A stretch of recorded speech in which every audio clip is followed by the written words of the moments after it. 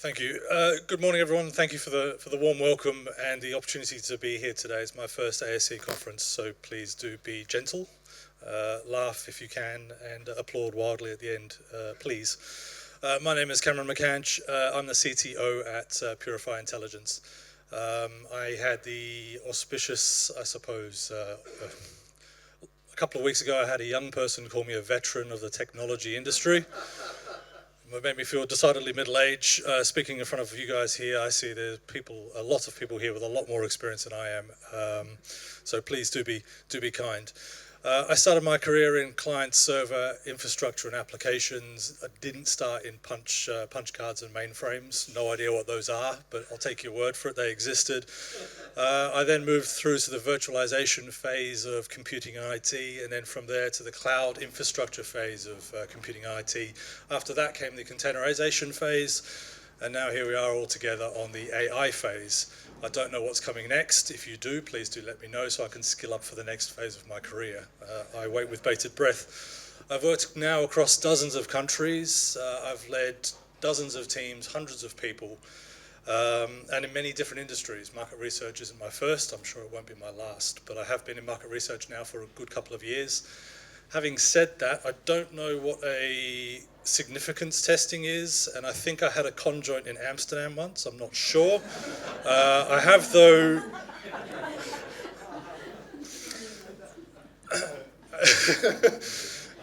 Apparently. I have, though, brought along with me Andrew to help me with that part of the presentation today. Hi, I'm Andrew, for those of you who don't know me, because you haven't been to many ASC conferences in the past. I've been working in market research tech for quite a long time. We founded Purify Intelligence with the kind of simple goal to make survey data better for all these modern applications which are coming out. So we're a startup at the moment, and it's a really exciting time. It's great having Cameron on board, plus a few others. Yes, thank you. There are hundreds and hundreds and hundreds of tools available for data engineers, analysts, market researchers available today. Every day there's a new tool released, and of course every day we see grandiose promises about they'll be able to fix all of your data, do all of the things you need them to do, possibly solve world peace and world hunger as well. As we all know, and specifically this group as well, they don't always work in the market research context. There are a lot of gaps, there are a lot of problems, and they're not necessarily always fit for purpose. Looking specifically at the AI analytics platforms, Andrew and I have spent a lot of time, certainly over the last year or so, looking and trying to understand the good from the bad, the useful from the unhelpful, and the AI from the BS. What we do know, and I'm sure this is something you all know as well, is not all these tools are fit for purpose. This is nothing new. You've heard all of this before, and you know this from your own experience. And we do know that AI is not a good fit for many, many things. So very recently there was a paper published by the MRS, and what they were looking at was how accurate are large language models when you're asking it about statistics. So the question they asked was, in 1973, what was the percentage change by quarter for the UK GDP? And out of the 20 large language models that it tested, does anybody know how many got it right? Zero. It was three. It was three got it right. Gemini, I think, came out on top. But then if you asked it again, it wasn't always giving you the same answer. So I hope what that paper does is kind of just clarify we can't use these large language models just to regurgitate stats. It doesn't work. So what do? There's huge kind of analytical software out there, and they're all trying to solve this problem about how can we get stats right with AI. So, logos. We have some logos, ladies and gentlemen. So much money is being poured into the AI analytics space at the moment. We're talking hundreds of millions, if not billions of dollars. And yeah, it's, I think, too important to ignore. So we have some logos on the screen here. These companies are pouring in tons of money into innovation. And I think as an industry and as a group of companies here, they're too important to ignore. Maybe you don't adopt essentially everything they're doing, but you need to be looking very closely about how your workloads can fit into these tools and how these tools can fit your particular workloads. Now, to give you a bit of an overview, and this is a very, very expansive topic, we can only go very, very shallow on this at the moment. It's a whole day of conversation, potentially. So maybe a topic for the next ASC conference, if you'd like to have me back. The big F here at the side, Microsoft Fabric. This is not just one particular product, this is a whole suite of applications that Microsoft have essentially brought together. Power BI sits in one of those, the Azure Data Lake storage technology, and a bunch of others as well. If you know Microsoft practices, and I'm sure we all do, they'll bundle together a whole bunch of products, slap one price point on it, an easy to consume license, and away you go. So if you're in a Microsoft shop, this is a fantastic product for you to be using for your data engineers, your data analytics, and potentially data presentation as well, because you can onboard, you can ramp up really quite quickly, days or even a couple of hours potentially, rather than weeks and months where you might have to do that for other products. So a really, really compelling proposition from Microsoft, as we know. The square down the bottom here, Databricks, they're probably the darling of the industry at the moment. They're getting a lot of press. This company didn't exist 12 years ago. They're now worth, I think, $4 billion, and they have about 6,000 employees. So incredible growth, and they're doing massive things in the industry, in the data industry. They're built on top, of course, the open source Apache Spark platform. You can, of course, use Spark for your data engineering requirements, use the open source version and not pay any licensing whatsoever, if you're that way inclined, if you're feeling brave enough. But of course, Databricks are piling on top loads of useful integrations and extensions. So you have all of the data governance framework, the Unity catalog. You have their open data lake houseware, data lakehouse. Data lakehouse. It's on your bingo cards, so scratch that one off. I knew I wouldn't be able to get it out in one go. And of course, they're building their own AI intelligence on top of all of that as well. So it really becomes your one-stop shop. Do make sure that if you start down the Databricks path, if you're on that journey in Databricks already, watch for bill shock. You can ramp up your costs extremely quickly, and it can become extremely scary if you don't architect your solutions quite right. So if you're new to Databricks, do take some time out, find an architect to help you build out your notebooks and your platforms and your compute resources. It will pay for itself in the long run, no questions about that. The big blue Snowflake at the side here is, of course, for Snowflake. Snowflake is probably the leader for structured data sets, SQL databases. So if you have a SQL-based ERP system, HR system, finance system, if your market research data lives in a SQL database, Snowflake is fantastic for that. You can bring together multiple SQL databases into essentially one pane of glass, and you can drive your insights and do your analysis from that one single location. So extremely powerful, extremely useful. They've also got a really cool data mart as well, where you can sell your data, anonymized if you wish or not, sell your data back to other Snowflake customers, and you can actually start thinking about generating some income and some revenue from the data that you hold. Maybe you're not using it, maybe it's archive, maybe it's old data, but it could be useful for other people. So something to think about there. I'm going to skip over Claude and Tableau, which is the one I stuck at the top there, because I've, again, gotten Andrew, who's going to talk to you about those in a moment. One thing about all of these platforms, though, is if I go back in time as an IT director, I would have wonderful data engineers. Oh, how wonderful they were, and analysts. And they'd come to me and ask, I've got 4 databases, I want to bring them all together. I want to look at that data, do some engineering, drive some insights, do some analysis. How can we do that? And then I would have to try and figure out, right, where are the servers coming from? Where is the compute coming from? Where is the storage coming from? Who's going to pay for all of this? Who's going to own it? We've already got problems managing all of the databases we've got.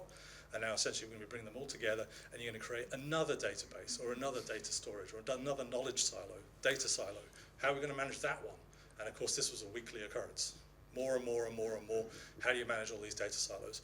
Well, Fabric and Databricks absolutely help, and also Snowflake absolutely help for those types of things as well. You can ramp up and bring all of your data together into one essentially interface, drive insights and engineer your data across the one single platform from multiple places without duplication, without replication.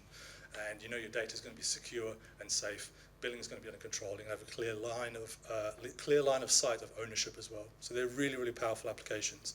And I think, again, to the point we made earlier, if you're not using these platforms, you need to be looking at using these platforms. Maybe you don't necessarily see how they'll fit in your business today, but maybe you need to start thinking about how you can change how you operate so you can start using them tomorrow. Because the amount of money they're pouring into them, the rate of innovation, you can't ignore it. So what I'm going to do now is kind of get into what this means for us as market researchers and how we display data. So first of all, I kind of want to start by saying I use Tableau a lot. My consultancy is a Tableau partner, and doing market research in Tableau is a solved problem. It can be done. There's a lot kind of like, almost like marketing by other companies that say it can't be done, it can, and it works really, really well. I've recently done a project which had 1 million respondents in it, and we're able to do instant analysis and crosstabs on what that was showing. It's super powerful, super good stuff. And so I don't want to kind of go into kind of what it does and how it does it, but more to talk about kind of what Tableau are doing with AI. So what they tried to do initially is kind of just, well, let's try and shoehorn AI into the existing product. And I think that's kind of a strategy done by a lot of companies at the moment to kind of quickly say, oh yeah, we do AI. But it doesn't really help. So as someone who's an experienced Tableau user, it doesn't really help that I've got an AI bot in my corner. Because even if it does tell me how to do the calculation, and maybe it's quite a complicated one, I still need to know how to use the product. It's not doing everything for us. And in the same way, as Chris was talking about in vibe coding, you kind of still need to know what you're doing. And as Jerome mentioned, if you're going to put it into production, if it stops working, you need to know how to fix it. So for me, this AI world is not working if you embed it straight into these applications. What is kind of interesting, which Tableau have done, and it's kind of AI, kind of not, machine learning, is this thing called Pulse. And so they're almost encouraging people to move away from designing dashboards and actually define what your metrics are. And if you define what your metrics are, then you can get the AI and the machine learning to actually keep track of it for you. So this is fantastic for the market research, which is kind of continuous. You're getting new data each week, each month, even each day, because it's then actually seeing what's going on automatically. And it will identify kind of why it's gone up, why it's gone down. You can define which things it wants to profile, whether it's demographics or opinions. And so it's a kind of a really fantastic and innovative way of looking at data, in my opinion. And the other kind of fantastic thing is that it integrates really well with things like Teams, things like Slack. And so your end users can actually use the tools which they're familiar with just to kind of integrate in and ask questions about the data that they've got. So we're talking about connectedness. Yeah. Interesting point.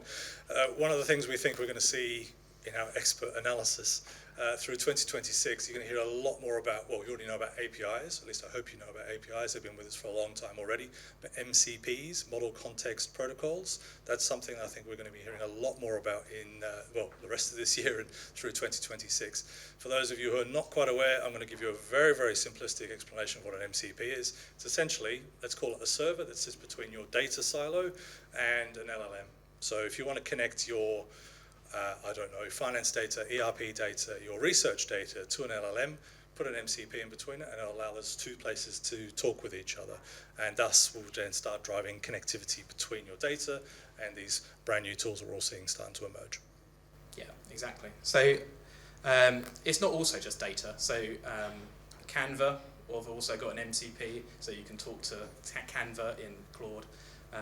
I think PayPal have now done an integration, and we're going to start seeing more people actually being able to purchase things through AI. So then I thought, well, I'm a Tableau geek. I wonder if Tableau have done the MCP. And they have. It's only recently come out, so I thought I'd give it a go. So I connected it to my Tableau server, and I said, oh, give me a list of all the workbooks which are in my demo folder. And off it went, using a kind of secure connection which I'd set up previously. And here it is, giving me all the kind of demo dashboards which I've created. And yeah, okay, that's quite useful. The one I really want to look at is the Pew National Opinion Poll research, which is done in the US. Really good data source if you need a good example of data set. So, hey Claude, tell me about this one. And so it's then kind of going in and it's telling me, it's kind of like the metadata about this dashboard, which it's not that interesting, it's not that useful. But it's at the bottom here. It's saying, "Oh, do you want to give us a? Do you want to see what it looks like?" It's like, "Okay, let's do that." So sure, show me an example dashboard. So what it's doing is going to the Tableau server, almost taking a picture of my dashboard, and then give me an analysis of what it's showing. And okay, this is really useful. Can you tell me about the demographic questions which are in this survey? And so off it goes. I can't spell. But it's good for me. And so what it's done, it's kind of looked at that image and identified all the demographic questions which were being presented at that time. But that's not all the demographic questions because they're hidden in the data set. So look in the data. So then it goes off and it looks in the underlying data of my dashboard and gives me all the demographic questions. Eventually, give me a sec. Boom, boom, boom. Off it goes. And there's loads. So it's kind of gone straight in and given me all the demographic questions in answering exactly what I wanted. And it's like, okay, well, let's really push it. Give me the response analysis for each one of those questions. And so off it goes. Eventually. And this is reliable. Yeah, it's connecting to the source. If I ask this question again, it would do the same thing. Unlike the MRS study. And unlike the MRS study, it's not like looking at kind of large language models and what it's been trained to do. It's looking directly in it. If this data changed, like in the next hour, it would get you the data from the next, what's in that data source right now. And then it's like, well, that's a bit of a useless set of data for me. Can you put it in a table? And then we all know large language models are really helpful for doing things like this. So boom, it's done it. It's using the weighted counts because I use those in my dashboard. And also what's fascinating is that I haven't touched this dashboard for about 2 years. So all of a sudden, I can use the dashboards that I created in large language models now and ask questions to it. And it's getting the right answers. You have to take my word for that. But there's a big problem. So if we wanted to hand this over to our client and say, hey client, this is fantastic, take a look at this. They can go, oh, I wonder what Dave said. And what you can do is that it doesn't know when to stop. And so it will keep giving you all of the data down to the respondent level. Is that going to go? Here we go. So off it goes. And it's going to give me a profile of one of my respondents. Now in some cases, this might be quite useful. But it doesn't have the guardrails at the minute. But then it's only been out a month. So give it a bit of time. But yeah, it's given a nice little summary about who my respondent was in something that's really easy to read. So it's kind of pretty scary about how quick that is. I've not done anything on it, like I said, for a year and a half and just plugged it in and see what it could do. So then I thought, well, okay, that's using Tableau. How can I get around this? How can I control the analysis that's being done so that it's not relying on Tableau's interpretation of what my data is? So I thought, well, all of this stuff is open source, so let's make my own survey engine and plug that into ChatGPT. So that's what we did. So this time we plugged it into ChatGPT, and I'll go through the quick thing. So here it's just creating a secure session to my data. It's held in an S3 bucket. It's stored in exactly the same way as all the other data that we had. And so let's just dive straight in and give me the analysis by gender. And so off it goes. Come on, Andy, type, go. And so what it's doing here, and it's an important thing to note, is that it's telling you, I'm going to go and connect to somewhere else. Are you sure you want me to do this? And so it's giving you that check. It's also, if you expanded this, it will tell you what the API call is and all the rest of it, so you can see where it's getting that data from. So let's say, yeah, go, off you go. Oh, I've gone too far. But it's just going to show it as percentages, so it's all fine. So here it's gone and got that data. What's important is that I calculated this percentage. in my API. ChatGPT didn't, I did it. So if it's a weighted percentage or you want to apply some sort of something else to it, or you just want to do it wrong just for giggles, then you can control it. You're not relying on ChatGPT. So then from here, you may go, well, I wonder what other questions I've got in my survey. So I wonder if I've got any questions about weight loss drugs. Oh, no, sorry, I've gone too fast. Back up, back up, back up. So what you can do with that is then still use your large language model and the data analysis pack which is in those and say, right, make me a pie chart. And so it's taken the summary data that is extracted and made a pie chart out of it. Now we're going to ask, do you have any questions on weight loss drugs? Boom. And what it's done is it's accessed the API, brought back the full list of questions, then it's used its AI-ness to kind of go, is there anything which is related to weight loss? It's not doing like a text search, because that last one doesn't have the word weight loss in it. It's kind of using its knowledge, so it's helping you. And so it's like, okay, well, give me the analysis for the first one. And so it's passing it in, doing the data, boom, it's giving me the results.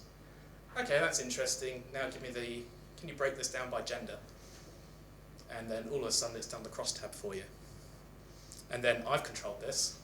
These are all using my weighted percentages. And this is kind of a quick run. I haven't put significance testing in, but why not? That's the next step. And you may look at this analysis and go, oh, I wonder what other demographics questions we've got in this data. I wonder, if they would have any interesting kind of comparisons. So I'll go and ask, what other demographic questions are asked in this survey? And it will go and get them for us. Off we go. And again, it's consistent data. You'll get the same results twice. Yep, yeah, because it's just accessing the raw. And so I can then do crosstabs on the fly.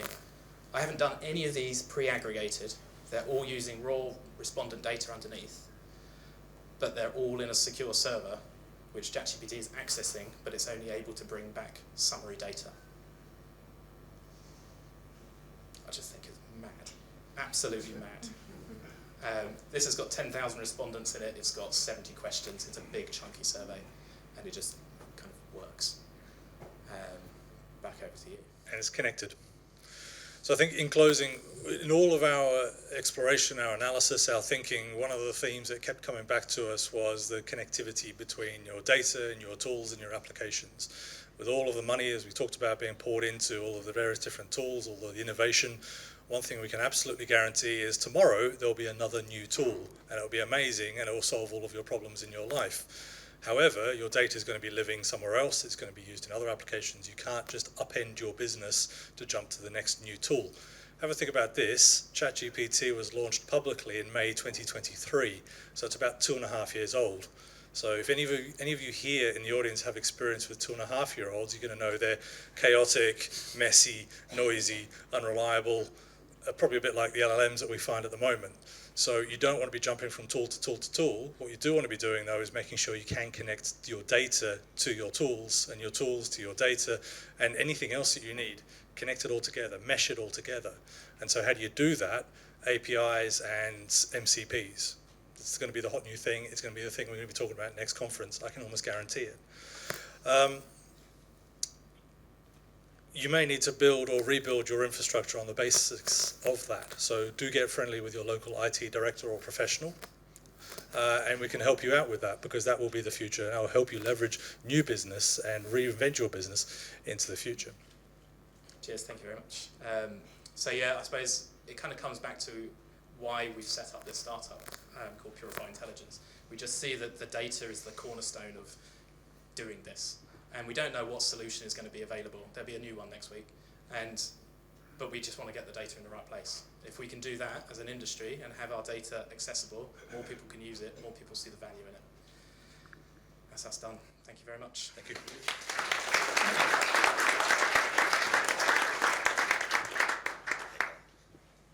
Any questions? Oh, Hello. Hello. Thank you. Given the trend towards conversational AI, have you used like qual data and more open-ended text in the analysis yet? Bluntly, no, because I'm just working with quant data at the moment. but there's no reason to. There's no reason it won't work. So as long as you control, like if you take that survey analyzer tool that I did, if you can program what you want it to do, it'll do it. And then you can plug that straight into your large language model. So, no, but it can be done. Using Tableau as the cruncher. No, it's sod Tableau. Oh, right. Like, it's really expensive. So it doesn't need to use Tableau. So, yeah. Anybody else? Any questions? So Andrew. Right, so yeah, it's really great that it pulls back the data and it's accurate because, of course, as you said, it's a real problem.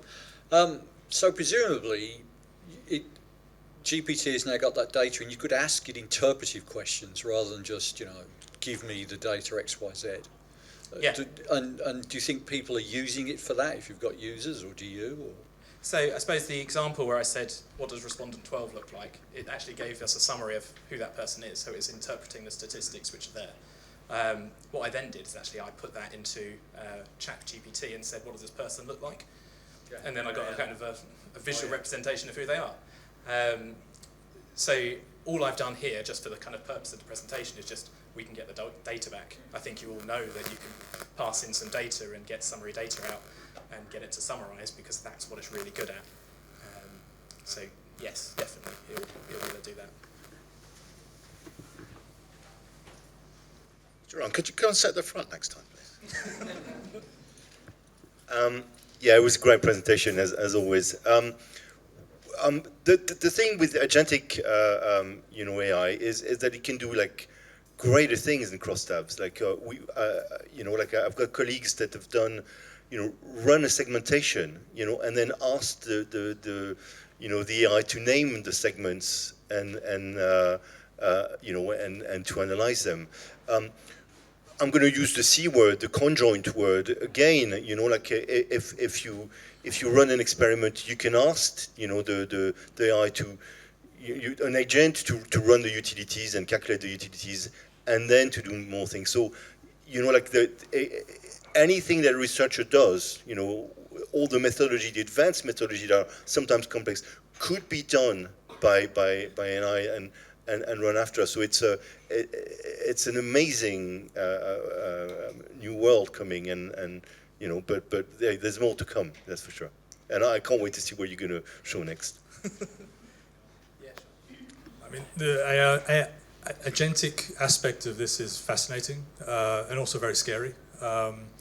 Interestingly, there's a Microsoft's global conference, I think happened this week or last week, and they've put a big fat warning across a lot of their agentic workspaces to say, don't use this if you're not an expert, because we can't guarantee what the agent's going to do. We don't necessarily know if it's going to run away and steal your data or publish your data somewhere where you don't need it to be. And that was on the Microsoft conference that was basically said and reported the other day. It's a fascinating area. You're completely correct.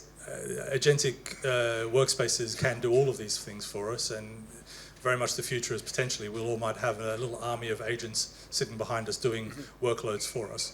And that's an area that's going to, I think, very rapidly grow and expand, and we're going to be hearing a lot more about that as well in the near future as well. Thanks. In terms of data control, so connectors in general and MCP specifically gives access, in your case, Claude, through to all of the data in Tableau. What new questions does that create in terms of controlling who has access to the data, what interpretation is made from the data, and so on? I was thinking like pseudo-anonymization, de-identification, and so on. Yeah, I mean, do you want to answer it? Go for it. I mean, that's partly what the MCP is for. You can set those guardrails, and you can start to control what data is moving between your data silos and your LLM tools and AI tools. And there's a bunch of other guardrails you can use as well. So there's multiple levels of controls there, and yeah, certainly putting an MCP will get you sort of the first part of the way there, and then you can develop and iterate on top of that. So it's very easy. I mean, you can go and dump a database into an AI tool, and the data can just live in the AI tool, but of course there's no control then. So yeah, that's what the MCP is there for essentially. It's a very, very broad topic. So yeah, hit me up after lunch and we can talk more about it if you like. Okay, one more question. Anybody else? around the room? I've got one here. Oh, sorry. Yes, I'm teaching statistics to undergraduate students in the social sciences, and I'm struggling to know what I should teach them now. So I don't know if you have any recommendations for what we should be doing.